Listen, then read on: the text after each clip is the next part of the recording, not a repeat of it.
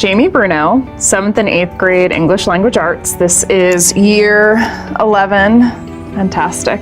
Hi, my name is Taylor Robertshaw. I teach 6th grade social studies, which is ancient civilizations. I've been teaching that topic this will be my 5th year. Before that, I taught 8 years of 4th grade and 1 year of 5th grade. So I'm Jackie O'Reilly. I teach languages, Spanish, French, German, Chinese, and I've been teaching, this will be my 13th year. My name is Shauna Newcomb. I teach 7th grade life science, and I have been teaching at Northeast Middle School. This is my 9th year, and I taught an additional 4 years before that. I'm Jennifer Berman. I teach math, 6th grade, and accelerated math, and I have been teaching for 12 years. This is my 12th year now. Hi, I am Kelly Reed. I teach 7th grade language arts, and this is my 18th year of teaching.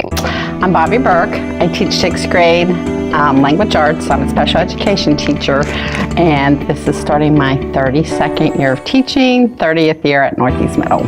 My name is Barbie Steyer. This is my 3rd year, and I am a special educator, and I teach English language arts. My name is Amanda Vickers. I have been teaching for 8 years, and I teach mathematics, 7th grade, and I'm the special education teacher in the room. My name is Janice Wolf. I teach 7th grade math, and this will be my 17th year. The future is so very important, and young people are our future. And so if we help to shape their minds, then we're helping to shape a better world. Because I love kids, and it makes me happy when I can teach a kid to read better. When I was a kid, things weren't always easy for me, and I feel that every kid needs a champion. It's not every day where you have an adult in your life that actually wants to cheer you on. I feel like I teach because I'm passionate about helping kids, not just in school, but in life. And there are life lessons to be learned here at school outside of ELA and math and science.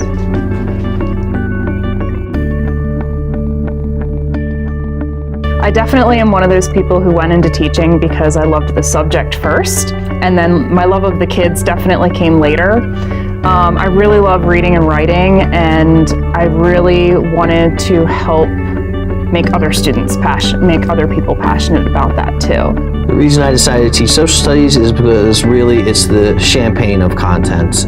It's way more important, it's more interesting, it's more useful, and it's more fun than any of the other subjects. So there really was only one choice for me. So my middle school experience, where I grew up in New Jersey, we started in 6th grade with an exploratory language program, and it was just French and Spanish at the time, and then for whatever reason I chose Spanish in 7th grade, and my teacher was amazing. And there were the things she talked about, the stories she had, the language we learned was just like, I need in on this whole go other places, learn other languages world.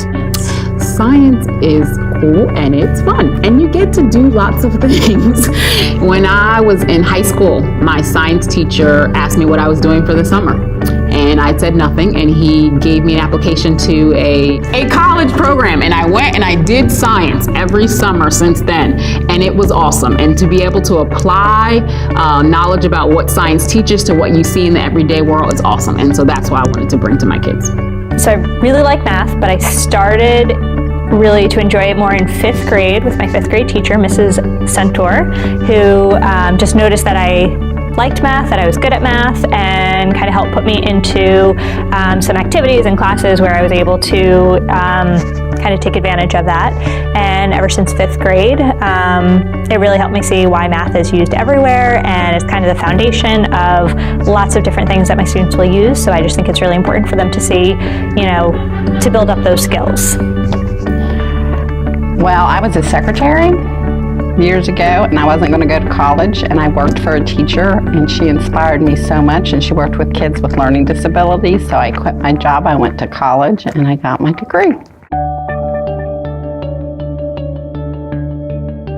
Honestly, the people I work with, we have an amazing group of teachers in our school, and we've all become friends, and it's just a lot easier to get through our difficult days when we have each other. The kids and also my colleagues, because it says I've been here so long and it's just had the best staff members ever. Every year I keep coming back because of our Northeast Middle School family. I've heard teachers that have come from other schools or that have left for other schools that say that our school just has something special. A lot of things. The relationships with my colleagues, first and foremost, is a great place to work. I've had opportunities to move up levels, other buildings in the county, but I've maintained staying here because it's amazing. The people we've got here and the family feel that's going on here. And then the relationships with the kids. I know they're middle schoolers. I know they can drive us crazy every day. And some of the things I hear and experience, I never thought in my life I would. But they're great memories to laugh at down the road and reminisce on. It's always the kid who gets it. So there's always kids who say, I don't like science and science is too hard. But by the middle of the end of the year, there's always a few of them that say, I got it. This makes so much sense. And that is just an awesome feeling.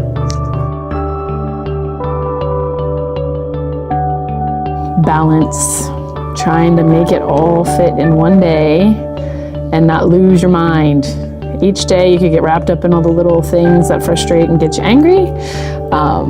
But you also have to remember there's so much more when you walk out the door, family, friends, your own health and mental wellness. So just trying to find a balance between professional, personal, and making it all work and still being sane by the end of the day. The grading. Maintaining my level of enthusiasm for the content. I get why this is important and I understand how cool it is, but finding a way to make a 12-year-old see that is very difficult on certain days. Seriously, I just keeping up with everything, trying to get all the paperwork done, the grading, honestly, and just trying to make it all fit and have an effective teaching classroom. The most challenging aspect of teaching is overcoming behaviors. I believe that it's really important to connect with kids in order for them to alter their behavior. I do think that some kids can change their behavior so that they can be in a learning environment where they are successful. My favorite thing about teaching is the connection that I make with students, particularly the students who have trouble making connections with adults. Those are the kids that need reached the most. Having fun with the kids. Not the grading. My favorite thing about teaching is making it fun and making kids laugh. Because if you're not having fun, then what's the point? But seriously, I love working with the kids and establishing great rapport with kids. My favorite thing about teaching is interacting with the students. I find that although sometimes they are frustrating, that more often than not, it is a more enjoyable experience than interacting with adults.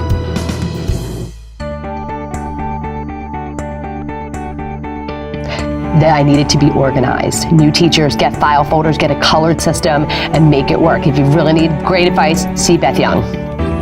The most important thing I wish I knew is where the bathrooms were.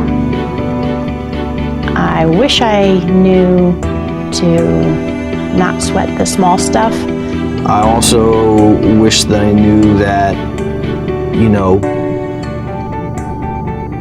most of the kids here are trying sort of at whatever level they're able to, and even the ones who will come in and say they're not going to do it, there's usually a reason behind it, and it's not simply to ruin your day. My first long-term substitute gig was in 6th grade at Bel Air Middle School, which is the school that I student taught at. And these little 6th graders were eating me alive. And I had a really good relationship with the principal, and she actually took the time to come in and watch my class, and she pulled me out in the hallway, and she said, "You're letting them get away with too much." And that piece of advice has stuck with me, and it's a piece of advice that I spread to other people too if they ever have classroom management issues.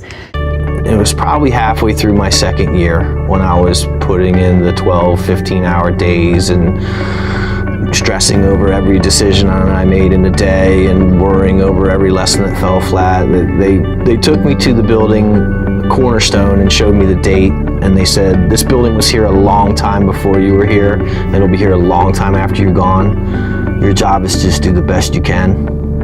During student teaching from my cooperating teacher, who told me that you need to keep all of your promises that you make to your students, because if you break your promise once, they might forgive you, but if you do it too often, they're really not going to respect you anymore.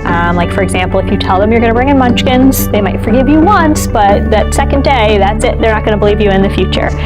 So I've always tried to keep my promises. If I tell the students I'm going to do something, I'm going to do it, and if I'm not sure, I just don't promise them.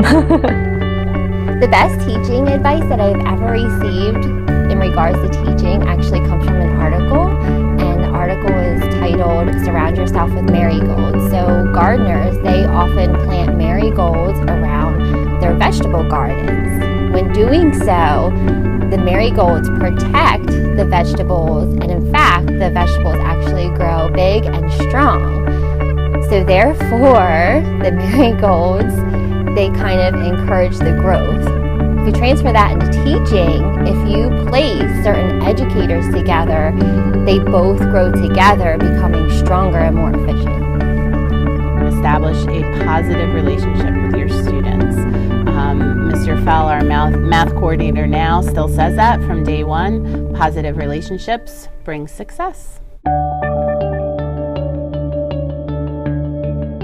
For more growth professionally and to hopefully find that better balance that I've been working on for a bunch of years. My children are a little older and a little more independent. And the new kids are going to be rolling through my doors here on Tuesday.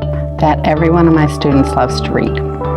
I hope that our students in 7th grade math leave our classroom just liking math a little bit more than they did when they stepped in. They don't have to be mathematicians by the time they leave, but we just want them to feel more confident about their math skills.